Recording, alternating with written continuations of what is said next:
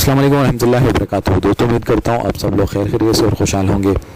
دوستوں کرونا ایک ایسی عالمی وبا جس کے اثرات معیشت پہ کچھ یوں پڑے کہ بہت سے لوگ بے روزگار ہو گئے، بہت سے لوگ اپنے کام سے ہاتھ دھو بیٹھے، کئی لوگ اپنی جانوں سے چلے گئے، کئی لوگوں نے خود تو پھر کچھ لوگوں نے فیصلہ کیا، کچھ لوگ چور بن گئے، کچھ ڈکیت بن گئے، کچھ نوسر باز بن گئے۔ اور ان میں نوسر باز میں سے ایک واقعہ جو کہ لاہور میں پیش یوں تھا کہ ایک بندہ جو کہ اب خود کو اسپیشل میجسٹریٹ بتا رہا تھا پرائس کنٹرول کا، وہ ہزارہ ہوٹل میں جاتا ہے، ان کو بتاتا ہے کہ آپ لوگ ایس او پیز کی خلاف ورزی کر رہے ہیں، گویا میں آپ کو چلان کرتا ہوں، میں آپ کو جیل کرتا ہوں۔ وہ لوگ ڈر گئے، انہوں نے اس کو 6,000 روپये دیے، جو کہ اصل میں ڈرے نہیں تھے، وہ سمجھ گئے تھے یہ بندہ فراڈی ہے۔ انہوں نے اس کو بیٹھا سر آپ کھانا کھائیں، 6,000 روپये دیے، اتنے میں انہوں نے پولیس کو کال کی، پولیس کے آنے کے بعد اس کو گرفتار کر لیا گیا۔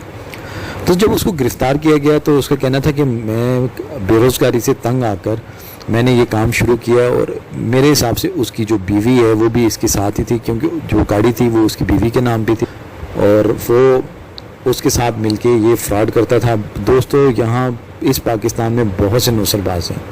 کئی لوگ کانشیسلی، کچھ لوگ انکانشیسلی ان کا شکار بنتے ہیں۔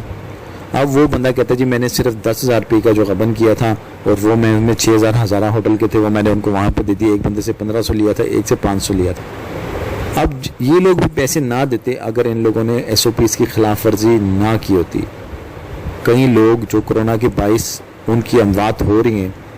اور کئی لوگ بے روزگار ہو گئے ہیں، تو میں تو حکومت سے یہ اپیل کروں گا کہ حکومت کو چاہیے خدا را ان لوگوں کو کوئی ریلیف دے۔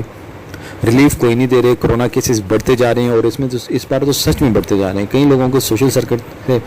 میں اپنے سوشل سرکل میں بہت سے لوگوں کو جانتا ہوں جن کو اس ٹائم کی مرض میں مبتلا ہیں وہ لوگ، اور اللہ پاک انہیں شفا دے، اور تمام مسلمان جو تمام پاکستانی ہیں اللہ پاک ان سب کو شفا سے بچائے اور ان کو شفا عطا کرے۔ اور یہ جو لوگ ان نوسر بازیوں میں پڑ گئے ہیں، فراڈ میں پڑ گئے ہیں، اللہ پاک ان کو ان چیز سے محفوظ کرے، ان کو توبہ کر کے اس کام کو چھوڑ دینا چاہیے۔ اب وہ بھی اپنے ساتھ ایک ڈرائیور لے کے پھرتا ہے، سبز نمبر پلیٹ بنائی تھی اس نے منٹ گمنی روڈ سے، کارڈ بھی اس کا صحیح بن گیا تھا، سارا کچھ میجسٹریٹ کا کارڈ بھی بنا ہوا تھا، تو سب کچھ بن جاتا ہے کلیبری فاؤنڈ کی طرح۔ سب کچھ پاکستان میں ہونا کچھ بھی ناممکن کچھ بھی نہیں ہے۔ تو دوستو اگر آپ کو ہماری ویڈیو اچھی لگی ہو، نیچے کمنٹ سیکشن میں اپنی رائے کا اظہار ضرور کیجیے گا۔ السلام علیکم ورحمۃ اللہ وبرکاتہ۔